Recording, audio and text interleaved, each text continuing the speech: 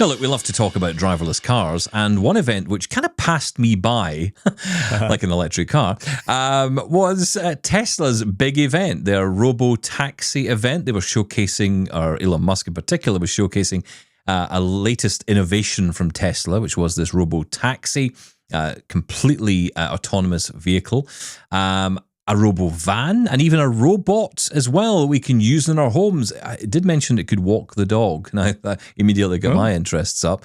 Yeah, I'm sure it would be for you as well, especially the cold mornings you've had to go walking. Exactly. And we all remember what happened that morning, that fateful morning. Can a robot get lost in the hedge like a human can? No. It absolutely can. It absolutely can. We can put it to the test, especially where you live. I'm pretty sure it'll be possible. But listen, I thought, look, I want to talk about this, but who better to talk about it with than our own resident driverless car expert from Phoenix, Arizona? Gregg Hayes is back with us. Hey, Gregg. Hello. How are you?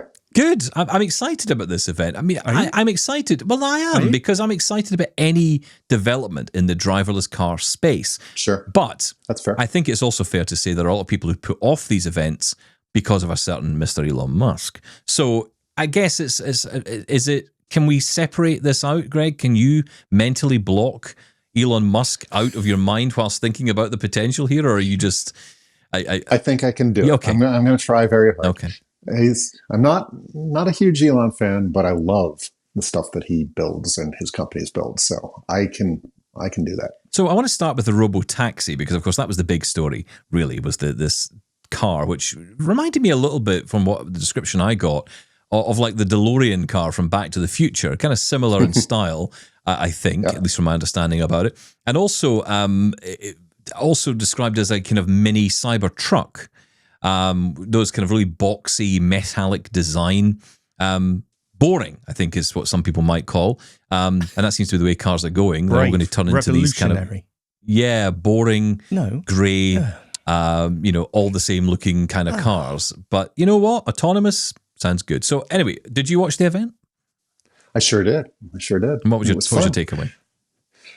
I thought it was fun. I think there were a lot of fanboys there cheering him on, and I kind of found that amusing and fun. But I loved seeing the tech or hearing about the tech. It was just pretty cool. Some of the stuff that he had was pretty darn cool. Now, I'm sure Shaun's got plenty to say on this, but before we do, let's hear a little bit from Elon as he announced the RoboTaxi.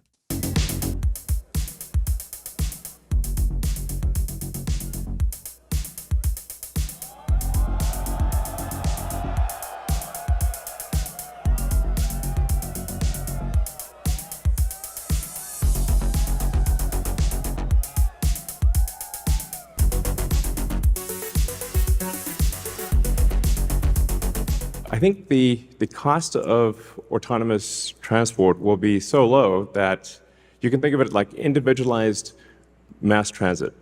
The average cost of a bus per mile for a city, not the ticket price because that is subsidized, but the average price is about $1 a mile. Whereas the cost of CyberCab, we think probably over time, from the operating cost is probably going to be around 20 cents a mile. And price, including taxes and everything else, probably ends up being 30 or 40 cents a mile. So yes, and you will be able to buy one.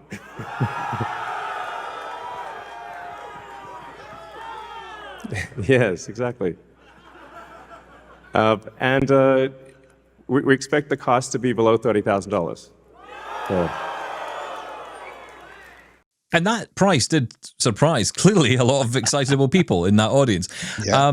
So, Shaun, what's your take on all this?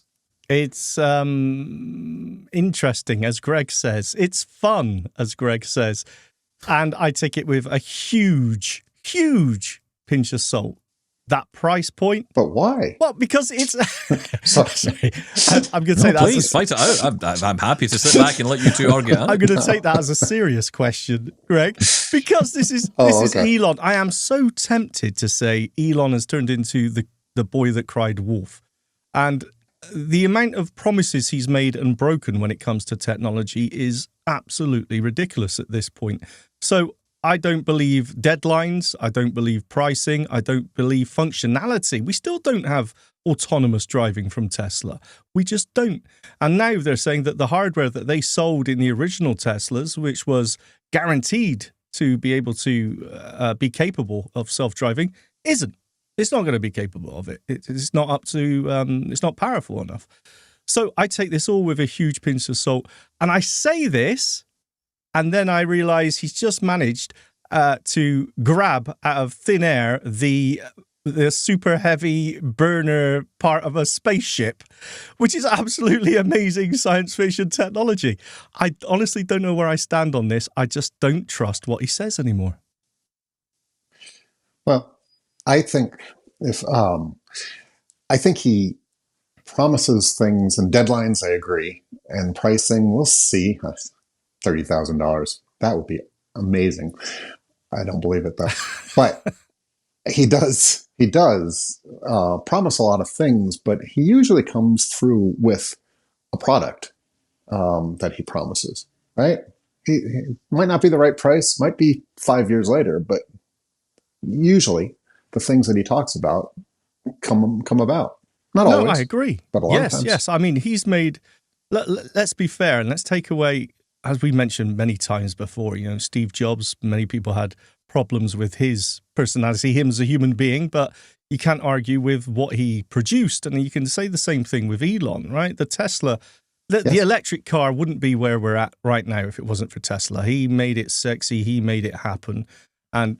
SpaceX, and look, there's other things. SpaceX is amazing. Let's get sex in the name. Of course, yes. But look, you say that he makes the product does eventually appear, not with self-driving, not when we're talking about autonomy. He can't get this to work. I'm sorry, it's not down to regulation. It's not down to legislation. That's not what he's waiting for. The technology is so far behind what you've been using, Gregg, with Waymo. I mean, the stock price went down on Tesla 10 points, 10% after this event. And I believe it is called the CyberCab, right? Not the RoboTaxi. Yeah, I keep calling it RoboTaxi. Yeah. Yes. That's what I want to call it. That's what it is. Exactly. Well, as you mentioned, though, the design, from what I've been told, is sort of similar to the Cybertruck. So the Cyber moniker fits. Yeah. But I don't think they can. I don't think they've cracked that self-driving problem yet. And that's the key to all I agree this. with you. Yeah. And even the dates that he's giving for that, again, there are self-driving taxis out there already. And Waymo is one example, and the Cruise is another. And he's still talking another couple of years. Yeah, let's hear what he had to say on this, because he did address this at the event. We do expect actually to start fully autonomous unsupervised FSD in Texas and California next year. And that's with the Model 3 and Model Y. And then we expect to be in production with the CyberCab, which is really highly optimized for autonomous transport in probably, well, I tend to be a little optimistic with timeframes. But in 2026. So, yeah. Before 2027, let me put it that way. So even he's being a little bit, he knows pushing it out a little bit. I mean, what's causing that though, Gregg, do you think? Is it the regulation, or is it the technology that Shaun's talking about? I mean, what's causing the delay here? I mean, I guess there has to be a lot of trials in order to satisfy regulators it's safe on the road. Yeah, I was going to say, because he said California and Texas. California already has this allowed with other companies. So it's not a regulation thing in California, as far as I can tell, but it's the technology.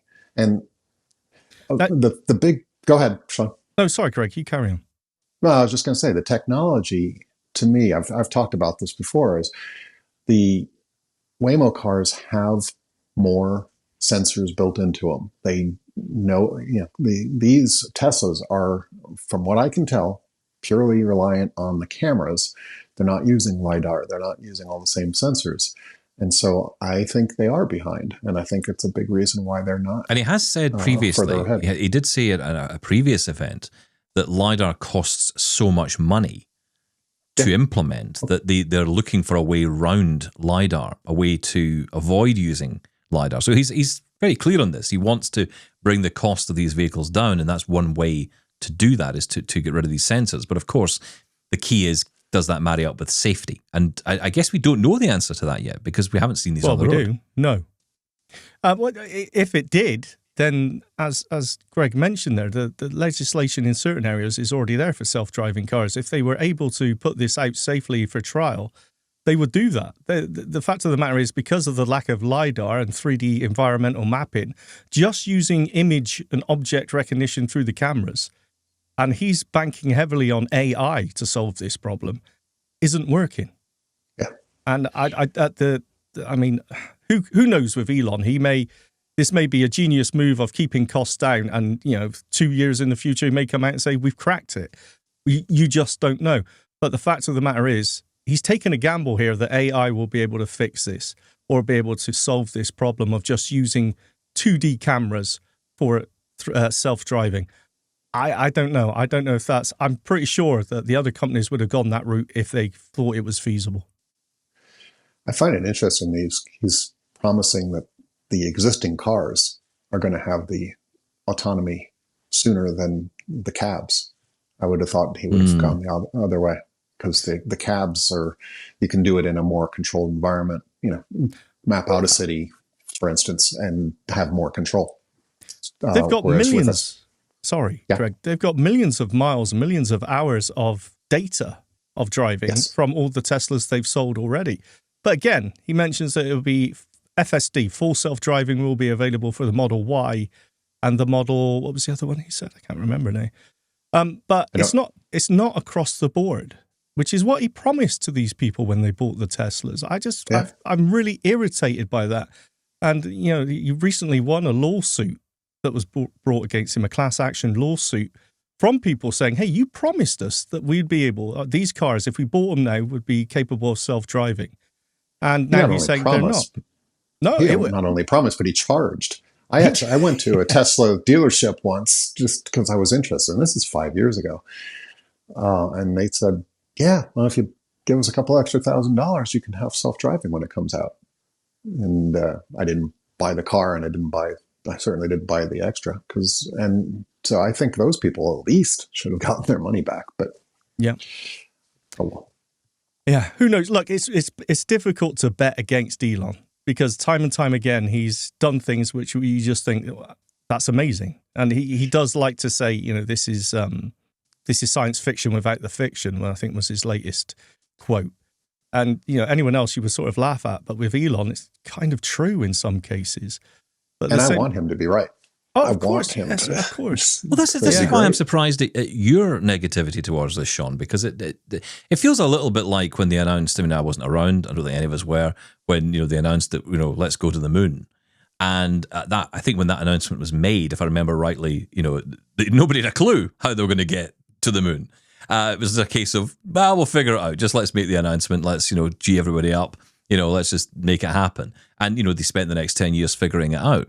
And I think that, we're at a point where technology has clearly gone to a level where these cars are currently able to move around and drive by themselves. This is not a myth. It's not, it's possible. There is no doubt a huge amount of legal red tape and government regulation required. And there needs to be for these to function, because it cannot be the case that these things, I'd be more worried about using these vehicles if there was no regulation or they were just being allowed to roam free on our streets, because we know that would just increase the number of accidents and it would put people off even going near them. It may even kill the whole idea of driverless cars on their head. It needs regulation. We need that to be in place. That will slow the whole process down. It's why we're not going to see them immediately on our streets as much as we'd like to. Unlike Greg, of course, who does have them on his streets. But actually that gives me the hope as well, because I see that, there are projects like Waymo.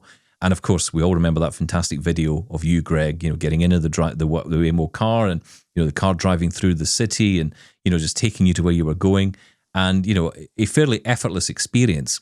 And it seems like in the race to get these cars on the move, Waymo have clearly got it nailed at the moment. They've got it nailed. They're moving further forward than Tesla is. I think where Tesla can win is perhaps not in the long run. or I should say in the short run. In the long run, they will win because they will be able to produce cars at a lower cost. To me, this is very much a dream world at the moment, from what I'm hearing. You know, the car being $30,000 or less. And I think when we talk about cabs, you know, how many of them would be required? So I could see that car being available for that cost. That would kind of make sense to me, and especially if you're talking about removing as many of the sensors as they are talking about. Yeah, and that's my thing. Is I really hope he does, because it would be great to bring it down. I'd love to have something that was in my grasp to purchase for me and my family, but I think, you know, I'm not convinced that that's happening anytime soon. And the big thing is, again, why is Waymo successful? Waymo's taking it in smaller bites. I mean, it's a whole city. Phoenix is a large city with many, many square miles. And they didn't start with the whole city. They started with one little part. They got it down. They mapped it. They used all those special sensors that they have, and they came up with a great map. And they expanded until just a few months ago, they got it up to my house, which I'm on the north end of Phoenix. But they didn't have that for a long time. And the big thing is, as I say, they meticulously mapped it out and figured it out. Whereas these are just going to be supposedly able to go anywhere. And that's why I was saying I'm surprised they're not going to do the cabs before they promise the regular cars that are out there to have this ability, because, you know, those can go anywhere. Whereas cabs, you know, they have to go within a certain grid. Can I ask a really stupid question? Yeah. Because this just came to me as I'm saying all this, and as we're talking about buying these. If they can drive themselves and they're taxis, who's buying them? Because, like, who needs them, right? I mean, it's like they drive themselves, so who would buy it? Oh, sure. I would. They'll just send them out from the factory and just say, off you go. Yeah, but then you have to rent it, right? You have to pay for a taxi every time. If you buy it, then it's so yours, a company might buy it them for your family, right? But sure. Would you buy? You don't get buy for your family. Yeah. It's a taxi. Yeah. But the whole point and the selling point of the first Tesla was, you buy this car, it can make you money, because when you're not using it, it can be off being a taxi. Oh, that's what? Someone else in my car? Exactly. Yes, that's right. Yes. Or, okay, let's say I could take it to work, go downtown, send it back to my wife so she can use it for whatever she's doing that day, bring the kids, you know, to their soccer games, or football games. Thank you. You're welcome. And you know, and I don't have to be there. I can, you know, it brought me to work, and then it comes back at the end of the day, picks me up from work, and brings me home. So I think it'd be a great thing for a family. Okay, all right. At $30,000, it'd be awesome. And then if I wanted to, I could do what Shaun suggested and what Elon has suggested, or somebody suggested, you know, which is Airbnb for a few hours. Just Airbnb the car, basically. Yeah, that's just what Uber is. Well, as we all know, when this actually does become the norm, right? Car ownership's not going to be a thing. It would be pointless. I agree. So won't be it's car going to be a social shift anyway. But right now, you know, you've seen the backlash about EVs already. You know, they keep catching fire and a load of rubbish that you get because people don't want to give up the control. They want to drive it themselves. They love that. So, by the way, those cars with gasoline in them, they never catch. No, they're fine. Absolutely, that's never no happened. accidents ever happened with a car with gasoline. Absolutely. Let's focus in on the other announcement. There was 3 major announcements, I guess, at the Tesla event, and next up it was the RoboVan. What happens if you need a vehicle that is bigger than a Model Y?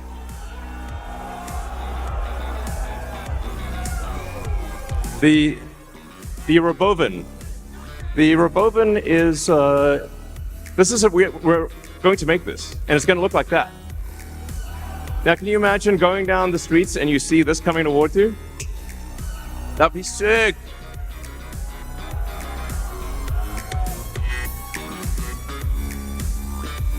So this can carry up to 20 people, and it can also transport goods.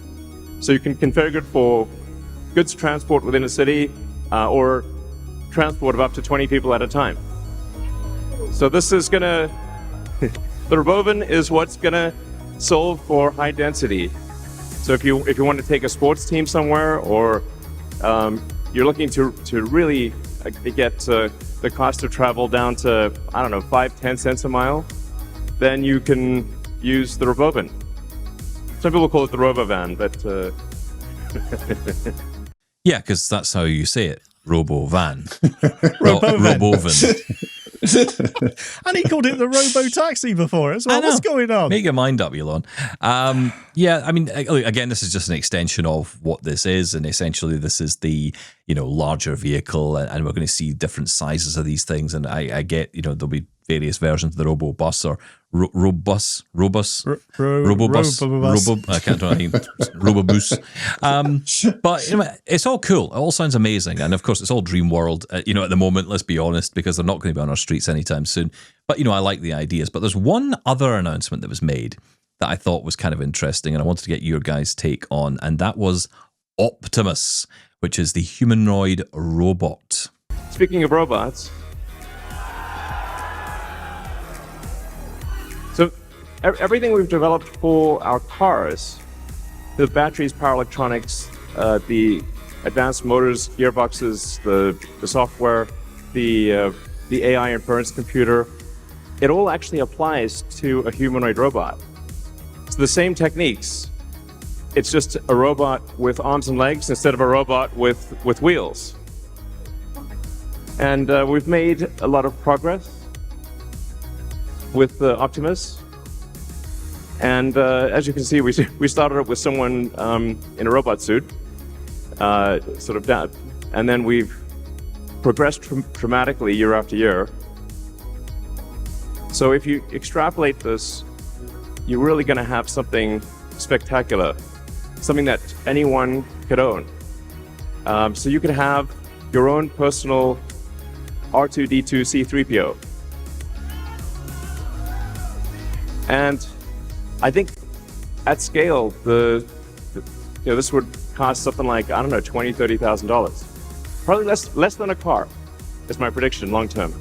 Now, it'll take us a minute to get to the long term, but fundamentally at scale, the Optimus robot, you should be able to buy an Optimus robot for, I think, probably $20,000 to $30,000 long term. So, and what can it do? It'll basically do anything you want. So it can be a teacher, babysit your kids. It can walk your dog, mow your lawn, get the groceries, just be your friend, serve drinks. Whatever you can think of, it will do. And yeah, it's going to be awesome. And I think this will be the biggest product ever of any kind. So he's not, over-promising too much there on that one, which is good. Only the biggest product ever made ever. Look, we've seen this before, right? I mean, it's not the first time we've seen these. I mean, I've been to CES. That's all you ever get. These robots dishing out drinks and, serving food, and, they're all kind of walking around with pennies on, doing the ironing and the washing and the whatever else. And it all sounds very lovely and great, but never see any of them actually materialize. And I'm sorry, at $20,000 or thereabouts per robot, I don't think we'll ever see this materialize in my lifetime or be affordable in my lifetime. But Greg, tell me otherwise. Well, I want one desperately. I think it would be great to have C-3PO in my house. Can I afford that in my house? No. But I don't know if they were doing anything special, but I watched this from our friends at IRA. Voice described it, or audio described it. And they were actually talking about the thing, being pretty smooth and graceful. And I don't think this time it was a person inside of a robot suit. No, but it was human assisted, because someone did ask the question, are you human assisted? And it said, yes, I am. Which, I think immediately was taken outside the back and shot for daring to speak out of turn.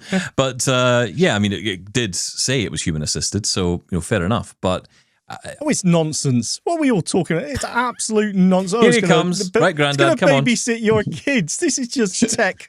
I'm going to say take the dog for a walk, Shaun. This is exactly what you need. No, it's not going to happen. Yes, I know. I've got a flying carpet as well, but you'll get it by 2027. Give me a break. This isn't going to happen. No. Well, he didn't give you any dates. No, he didn't. No. And the cost that he talked about, he even said, one day. Yeah. It kind of goes. Then again, if Elon is saying that, then that's, hang on, is this not just what we're wanting here? I mean, look, I feel the tech industry, we complain when we don't get the latest iPhone that's got some kind of helicopter style attachment that can take us to the store, because it's just another evolution. It's not a revolution. And we get bored about that. And then a company comes along and says, look, here's some cool ideas. What do you think of this? And everyone says, oh, yeah, well, down with that because it'll never happen. What a waste of time. No one can win, right? So I think you'll find not everyone says that. That was me. Yeah, it's exactly who I'm talking about. You and your kin. Yeah, it depends on the background. It look fine. If a company comes like, look at Rabbit with the R1, right? Oh, man, how much backing did they get? We were so excited. This could be absolutely amazing. And it turned out not to be. But the point is that if companies come out and promise a revolutionary technology like a robot butler, then everyone, of course, wants to see that succeed. But the fact of the matter, Elon's he's made too many promises and broke them in the past anyway. But he's not trying to sell this one yet. Unlike the iPhone with AI, which sorry, Greg, hasn't even happened yet. I have to tackle Shaun to the ground on this one. So what are these issues? Move to the side, Greg. Hold my coat. What is the deal here with these promises he's made and not kept? I mean, I understand that the car, I know you're talking specifically about the full scale or capability of it driving itself. Yes, exactly that. But what else has he failed on? What has he failed to deliver? I mean, these rockets seem to be doing pretty well. The ones that head off to wherever they go and come back, and they actually come back, which is kind of mind blowing in itself. As I mentioned, absolutely amazing. Yes, but the Teslas are selling. I mean, yes, it was a slow start. It was rickety and rockety as well. Yeah.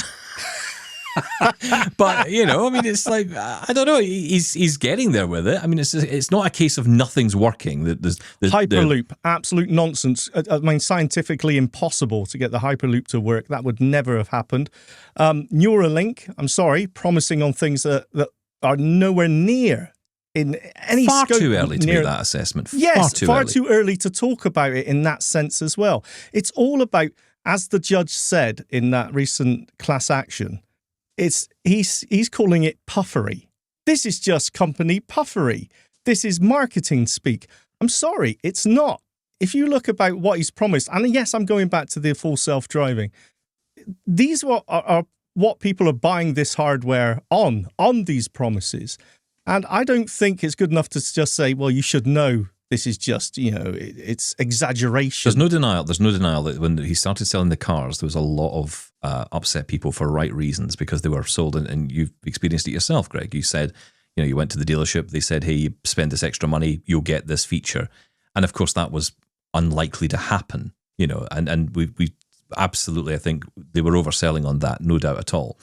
But I'm yet to see what else he has promised that has yet to be delivered upon in the way you're suggesting, the way that you're almost writing off everything he's doing going forward. That's what no, I'm not writing off everything. As I mentioned, SpaceX, absolutely amazing. I like the work he's doing with Tesla. What I don't like is these far-fetched promises that he's making about the Gigafactory, for example, which took absolutely ages. He's building an AI supercomputer, is it in Michigan? At the moment, a server farm that's just going to have the computing power bigger than anything else we've ever seen. Will that make Twitter load quicker? That almost rhymes. Look, I understand what you said. And look, this is the reason why I said it's difficult to hedge your bets against Elon, because he will surprise you, and he does deliver on some things. I just think, to be honest, I've almost tuned him out.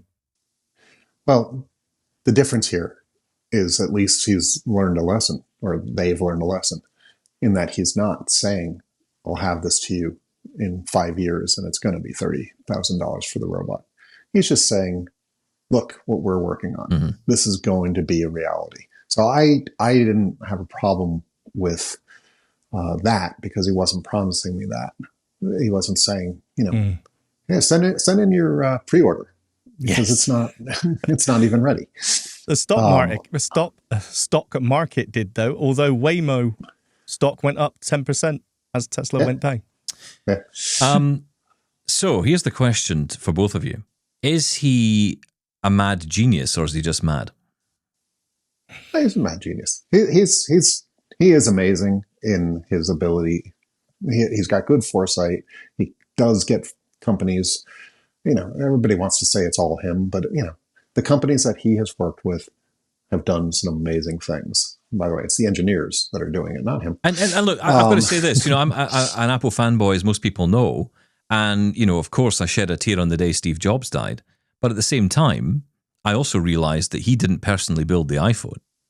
Right. And I think that's the bit that we need to decouple here a little bit, because I think there's a danger that we tend to just see him. And of course, it's because he presents, right? But, he didn't personally build the car. He didn't personally, do every single bit of this. He isn't in there with a screwdriver. He made it happen.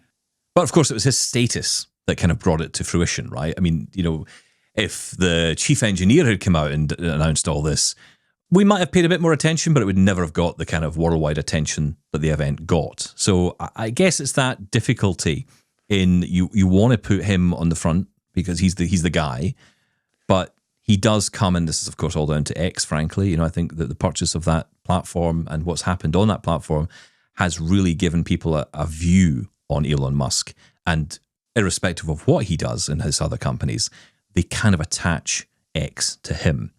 But of course, we have to remember, and this is what I keep saying, it's not everything is him.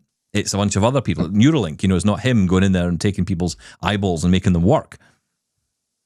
No, it's nobody. But at Tesla, it's the engineers that are making this happen. Tesla and SpaceX and all the things that are doing things, they have some great people working them. He's a visionary. He's a marketing guy. He's an amazing engineer kind of as well, by the way, by all accounts, software and mechanical. So maybe he is in there doing some of this.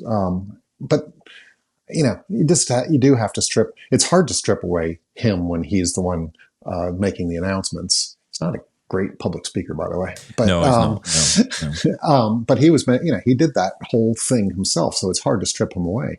But just think about if that was Tesla doing the announcements, somebody else from Tesla, you'd be saying, wow, they've done a whole lot of good things, and I see some of these things coming. And I do see that. And I'm very hopeful that he can, for instance, on the cars, bring it cheaper, do it with just cameras. I don't know how he's going to do it with just cameras, but if he can, yippee. That would make it cheaper. It would make it more likely that I could get one. Gregg, always good to talk to you. Come back soon. Absolutely. A lot of fun. Thanks, Gregg.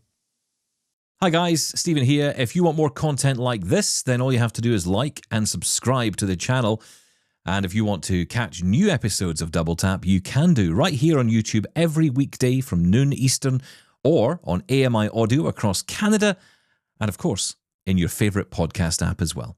Thanks for watching.